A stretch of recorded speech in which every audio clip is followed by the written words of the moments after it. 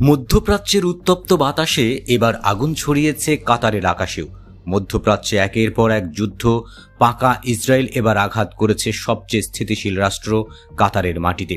এখানেই গাজার যুদ্ধবিরতি নিয়ে শান্তির আলোচনা চলছিল, কিন্তু কাতারের বুকে হামলা চালিয়ে মধ্যপ্রাচ্যের রাজনৈতিক মঞ্চে এক নতুন উত্তেজনার জন্ম দিয়েছে ইসরায়েল। অনেকেই বলছেন কাতারে আমেরিকার সামরিক ঘাঁটি থাকার ফলেই এই হামলা চালানোর সাহস পেয়েছে ইসরায়েলিরা। এই হামলার মাধ্যমে কাতারের সার্বভৌমত্বে ছুরি চালিয়েছে ইসরায়েল, আর সেই ছুরির হাতল ধরেছিল আমেরিকা। এই পরিস্থিতিতে কাতারকে সতর্ক করেছেন ইরানের এক সংসদ সদস্য।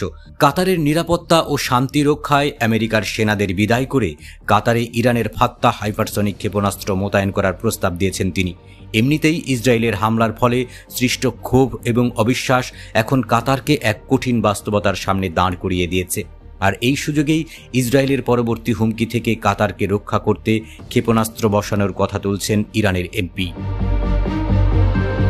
এক্স প্ল্যাটফর্মে কাতারের আমির Sheikh Tamim bin Hamad Al থানির উদ্দেশ্যে এ আহ্বান জানান ইরানের এমপি মুস্তাবা জারেই।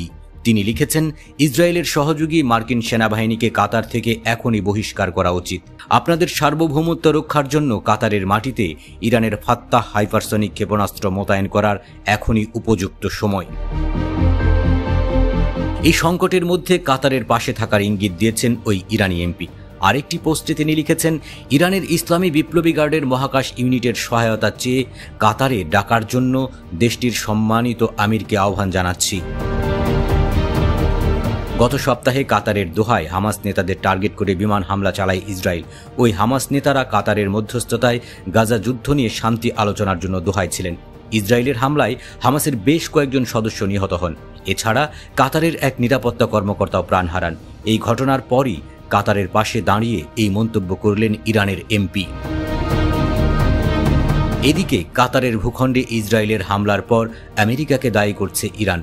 আমেরিকা ইহুদিবাদী ইসরায়েলকে এ ধরনের অপরাধ করতে মদদ দিচ্ছে বলে অভিযোগ তুলেছে ইরানের সামরিক বাহিনী।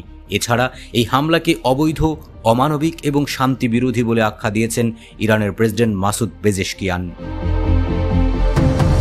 কাতারে ইসরায়েলের এই হামলাকে আমেরিকার মিত্রদের জন্য একটি শিক্ষা হিসেবে দেখছে ইরানের কট্টরপন্থীরা। রেজা গুভেইশাবি নামের এক বিশ্লেষক এক্সে লিখেছেন, এই হামলা ইরানের পক্ষ এবং ইসরায়েল বিরোধী শক্তিগুলোর জন্য উপকারী, যা ইসরায়েলের সঙ্গে সম্পর্ক স্বাভাবিক করতে চায়। তাদের এ থেকে শিক্ষা নেওয়া উচিত। কাতার ও ইরানের সম্পর্ক বন্ধুত্বপূর্ণ হলেও বেশ জটিল। এই দুই দেশ একে অন্যকে অর্থনৈতিক ও কূটনৈতিক সহযোগিতা করে, বিশেষ করে গ্যাস ক্ষেত্রে। তবে কাতারে মার্কিন ঘাঁটি থাকা ইরানের জন্য উদ্বেগের। সাম্প্রতিক ইসরায়েলি হামলার পর কাতারের আরও ঘনিষ্ঠ হতে চাইছে ইরান।